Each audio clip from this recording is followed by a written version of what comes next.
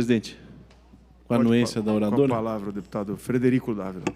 Senhor presidente, eu tive a honra, semana passada, de ser representado no Conselho de Ética pelo PT, assinado pelo líder Barba. Então, fiquei muito satisfeito porque, como diz o presidente Bolsonaro, quando a gente é representado pelo PT, PSOL e esses puxadinhos aí, a gente está no caminho certo.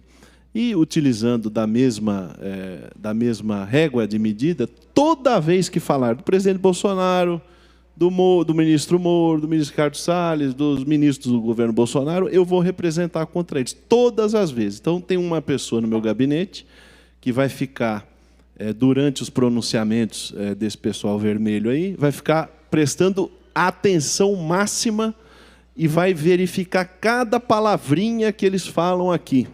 Inclusive esses que gostam de nos abraçar pela frente e nos apunhalar por trás, como uns que circulam por esta casa. Então, nós vamos encher a comissão de ética de processos, porque já falaram que é facada fake, que o atentado contra o presidente Bolsonaro foi montado pelo Mossad com a CIA, já foi falado que o ministro Moro é corrupto, etc. E tal. Então, toda vez agora eu vou representar contra quem fizer esse tipo de afirmação contra o presidente Bolsonaro ou a sua equipe, partindo da mesma lógica que eles têm para conosco. Com a palavra, a deputada Marcelia. Bom, o que nos traz aqui é o projeto 752, que autoriza a concessão de financiamentos com recursos do FUNAC, que é o Fundo de Apoio aos Contribuintes do Estado de São Paulo. Ele tem por objetivo permitir o financiamento para as empresas que aderirem ao regime automotivo para novos investimentos, o incentivo alto, que foi instituído pelo Decreto 64.130, de 8 de março de 2019. Ele, por si só, o projeto ele permite a possibilidade de que as empresas automobilísticas recebam do governo do Estado de São Paulo recursos desse fundo de apoio para que possam gerar empregos, para que possam melhorar a infraestrutura das empresas que fabricam automóveis aqui no Brasil. E, em tese, deputados e deputadas, nós não temos nenhuma contrariedade com a essência do projeto. Porém, esse projeto ele carece de mais informações. Ele é um projeto que não contempla todas as necessidades para que haja uma transparência, para que haja, de fato, condições objetivas de que nós possamos aferir como será, quais os critérios, de que forma o governo vai implementar esse incentivo. Tem uma série de necessidades para que ele seja aprimorado. E nós propusemos, através do nosso líder, o deputado Barba, que a gente possa estar apresentando uma proposta para agregar informações a esse projeto, na perspectiva da gente ter um projeto mais complementado. Então, nós vamos aí negociando com o líder do governo para que a gente possa melhorar esse projeto. Nós, em tese, não vamos ainda dispensar a possibilidade de votar contrariamente a ele, mas, se nós tivermos a aquiescência do governo de que nós podemos melhorar, de que nós possamos melhorar esse projeto, nós temos aí a possibilidade de votar até favoravelmente a ele.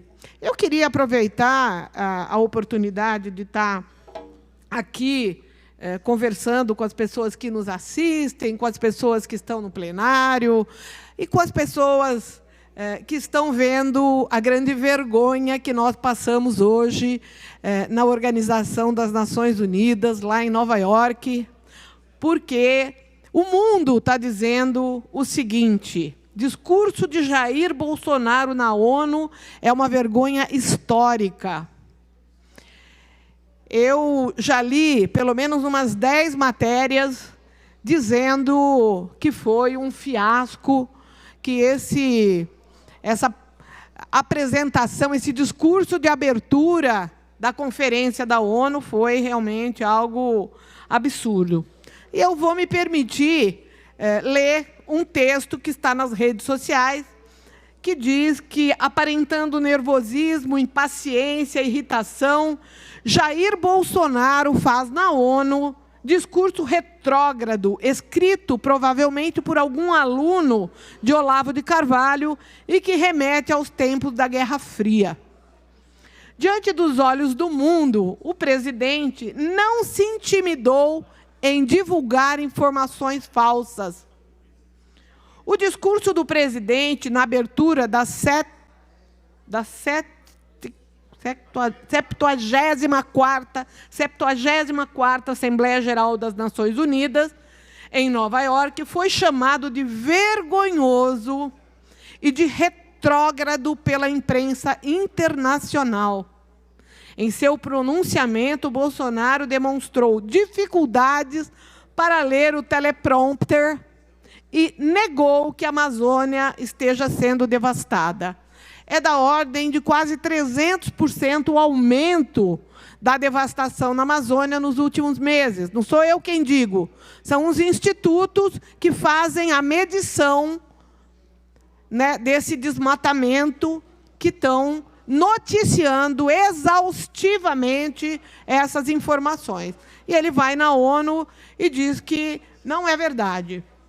O presidente ainda atacou líderes estrangeiros como Nicolás Maduro, da Venezuela, Emmanuel Macron, da França, além do cacique Raoni, um dos principais porta-vozes da causa indígena em todo o planeta. Em mais de 30 minutos, Jair Bolsonaro pareceu nervoso e atacou a imprensa internacional pela publicação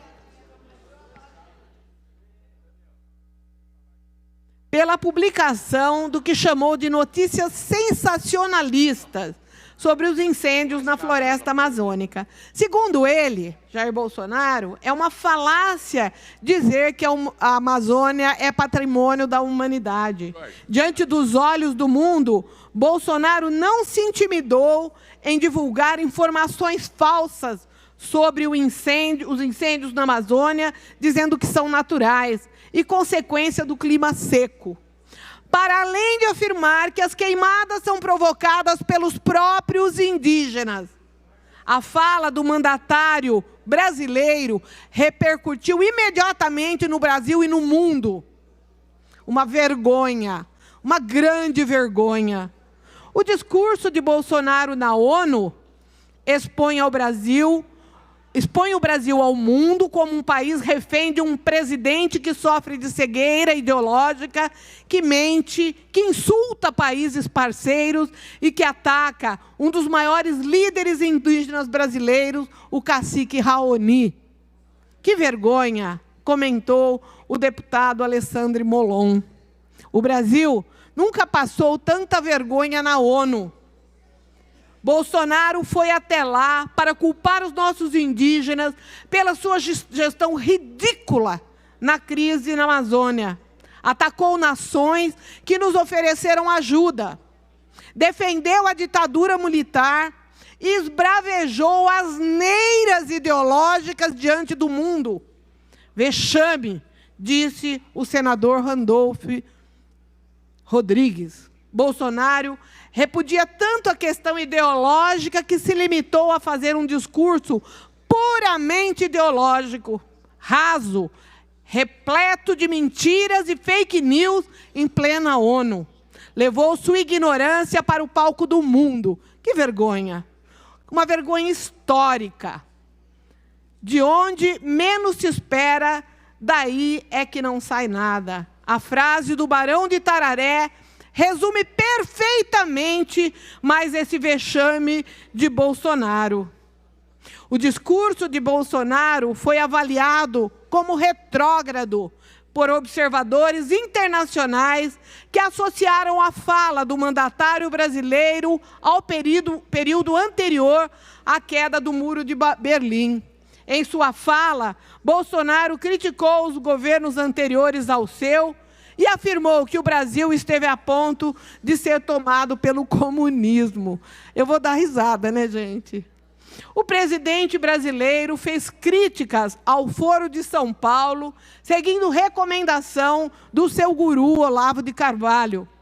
O Foro de São Paulo, abre aspas, organização criminosa criada em 1990 por Fidel Castro, Lula e Hugo Chávez para difundir e implementar o socialismo na América Latina, ainda continua vivo e tem que ser combatido, esbrajejou.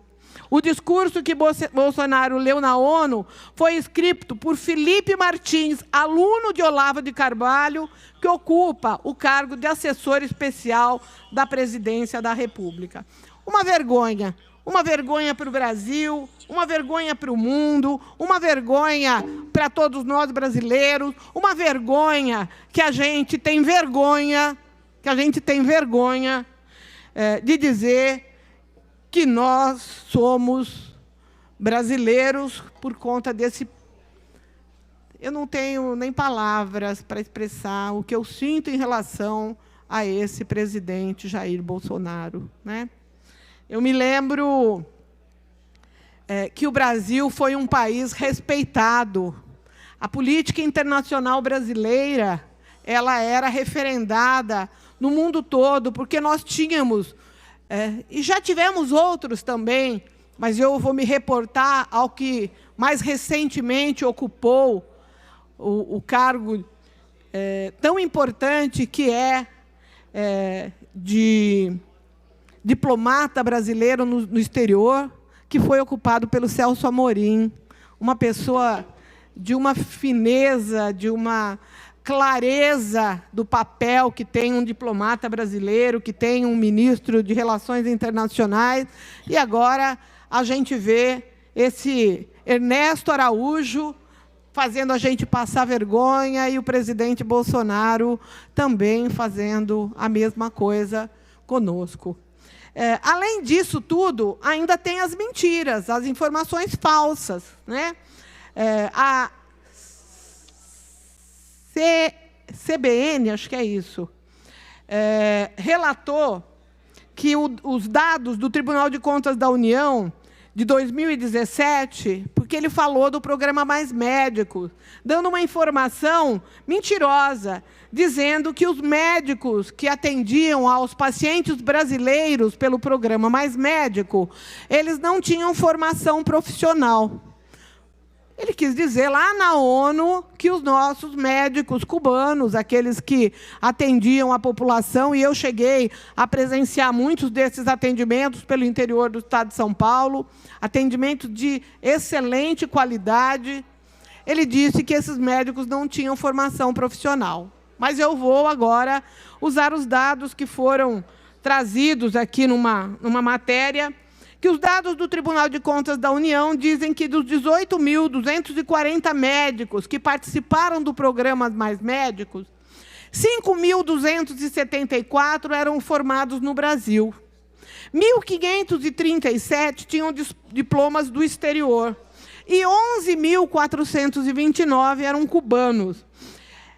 Conforme determinava a Lei 12.871 de 2013, que instituiu esse programa Mais Médicos, os profissionais precisavam apresentar documentação que comprovasse formação no curso de medicina, curso superior, para autorização para o exercício da profissão.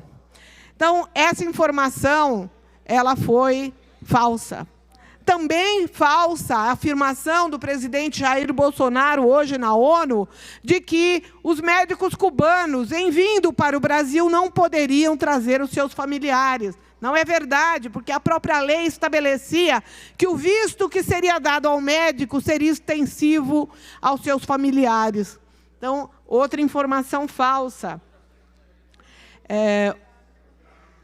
Inclusive, o próprio próprio presidente Jair Bolsonaro, quando deputado federal, em seu discurso, em 2013, afirmou que está na medida provisória a seguinte informação, que cada médico cubano pode trazer todos os seus dependentes. A gente sabe como funciona a ditadura castrista. Então, cada médico vai trazer 10, 20, 30 agentes. E ele se posicionou contrariamente à chegada dos médicos juntamente com as suas famílias. Então, ele é uma pessoa extremamente contraditória. Quando interessa, ele é a favor. Quando não interessa, ele é contra. E ele fala mentiras. Ele dá informações inverídicas. E assim foi com o meio ambiente. Ele diz que preserva o meio ambiente, mas desde que ele chegou ao governo, já foram 239 novos agrotóxicos que foram liberados, muitos dos quais extremamente graves, extremamente tóxicos, e que já não são usados no mundo inteiro há muito tempo. Então, eu quero dizer que eu não votei no Bolsonaro. Quero dizer que eu não tenho essa culpa no cartório. Quero dizer que eu não me envergonho